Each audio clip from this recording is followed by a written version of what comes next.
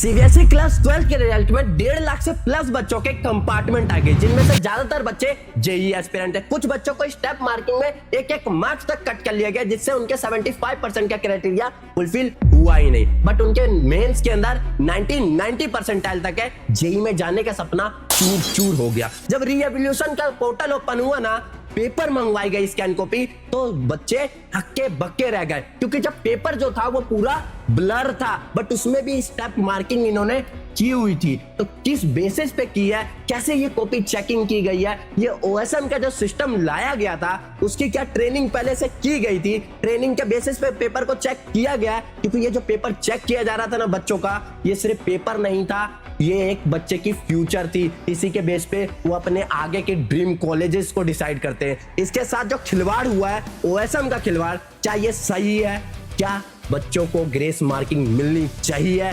आज की वीडियो में कंप्लीट डिटेल में बताने वाला हूं। मैं विक्की वर्मा और आप सभी का वेलकम करता हूं हमारे इस आज के टॉपिक में।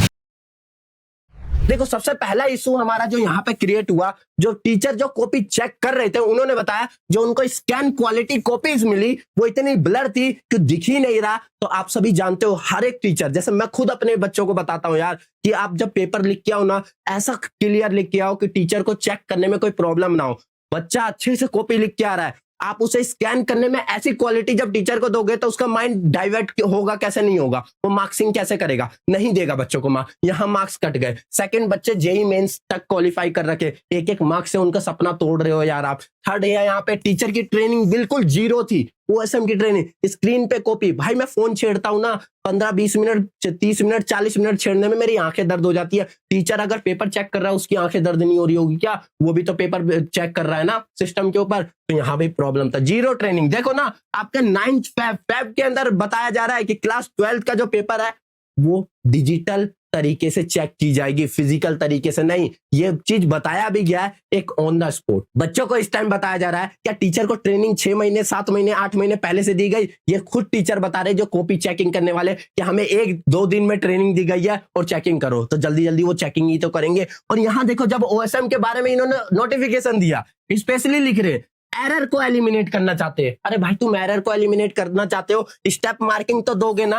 नो स्टेप मार्किंग, कोई स्टेप मार्किंग ही नहीं है। पहले ही बता दो, एक आध स्टेप बच्चा अगर छोड़ रहा है तो वहां मार्क्स तो मिलने चाहिए या नहीं मिलने चाहिए। फिजिक्स के पेपर में ये चीज तक आया कि भाई जेईई एडवांस तक क्या क्वेश्चंस दिए गए। तो जब वहां पे ऐसी चीज है तो वहां नॉर्मलाइजेशन की बात आई थी ना, नॉर्मलाइजेशन होना चाहिए ना। न्यूमेरिकल प्रॉब्लम, थ्योरेटिकल पेपर के अंदर कोई इशू नहीं आया। जितने भी थ्योरेटिकल पेपर थे उनमें कोई इशू नहीं है। इशू इसी में क्यों है? Physics, chemistry, maths and biology. Physics के अंदर यूनिट वगैरह आप ब्लर कर दोगे, टीचर को दिखेगा ही नहीं, तो यूनिट में मार्क्स कट गए। केमिस्ट्री के अंदर मैकेनिज्म हो गया, या फिर केमिस्ट्री के अंदर हम रिएक्शंस लिख देते हैं, रिएक्शन में आपने कोई कॉपी को स्कैन करने टाइम पे रिएक्शन ही सही से स्कैन नहीं करके दी, तो टीचर चेक करने वाला क्या चेक करेगा? पता ही नहीं चलेगा। और आप मैथ्स के अंदर कोई स्टेप ही काट दो, भाई किसी बच्चे ने अच्छे से लिखा हो, उसे स्कैन करने टाइम पे गलत कर दो। स्कैन क्वालिटी इतनी गंदी कैसे हो सकती है यार? बायोलॉजी के अंदर जो डायग्राम बनाए जाते हैं वो तो पेंसिल से बनाए जाते हैं, और स्कैन कर रहे हो आप पेंसिल से, उसकी लेबलिंग दिख भी रही है।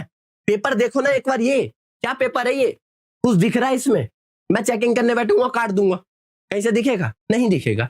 तो ये सारी चीजें है भाई, और ये सारी प्रॉब्लम इन साइंस वाले स्टूडेंट के साथ ही क्यों आई? ट्रेनिंग देनी चाहिए थी पहले से, है ना। 7 सालों में ये पहली बार हुआ है सीबीएसई के साथ जो रिजल्ट 3% और डाउन हो गया है। ये कभी भी नहीं हुआ। 85% रिजल्ट, 3% डाउन 7 सालों में भाई। 17.8 लाख बच्चों ने एग्जाम दिया, उसमें से 85.2% बच्चे पास हो रहे हैं। उसमें से भी जो सेटिस्फाइड नहीं है अपने मार्क्स से। आप सभी क्या अपने मार्क्स से सेटिस्फाइड हो? एक बार नीचे कमेंट बॉक्स में बताना। क्या आप सभी चाहते हो कि ग्रेस मार्किंग मिलनी चाहिए?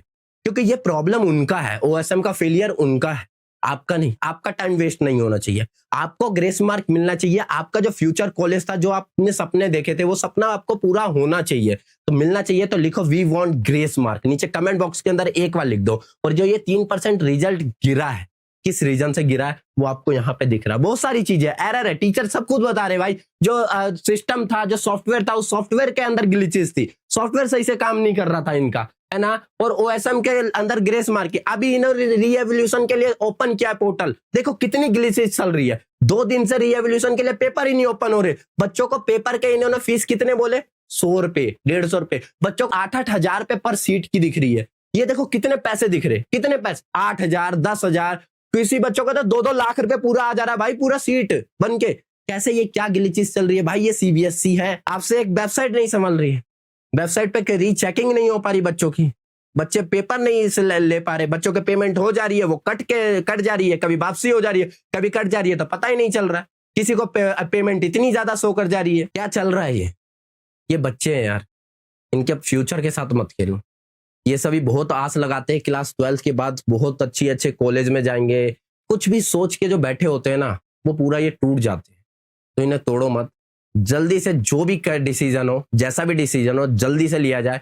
और ये जो पोर्टल है, प्रॉब्लम है री-एवोल्यूशन वाला, इसको जल्दी से ठीक किया जाए, क्योंकि री-एवोल्यूशन के लिए अभी तक बच्चों के पास पेपर ही नहीं हुए, पेमेंट ही नहीं कर पा रहे। वो आप सभी भी ट्राई कर रहे हो ना, पेमेंट नहीं हो रहा ना, ग्लिचेस ही इतने सारे री-एवोल्यूशन के ग्लिचेस आ रहे।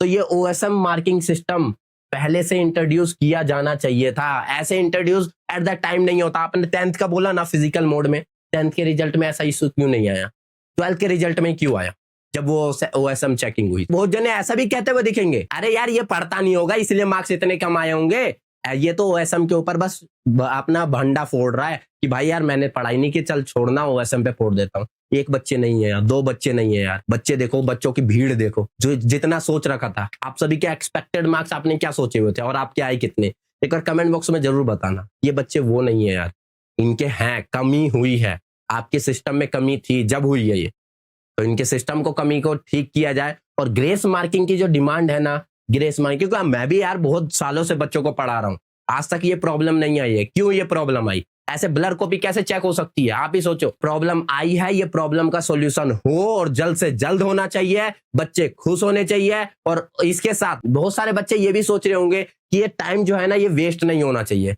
मैं जल्द से जल्द एक सॉल्यूशन मुझे दे दो, जिस सॉल्यूशन के थ्रू मैं आगे अपने आप को प्रोसीड कर दूं। कुछ सोच रहे होंगे जो 75% में बहुत कम है, 60% तक आए हैं, है ना, यहाँ पे 60% तक है, क्या रीचेकिंग में इतने बढ़ भी पाएंगे?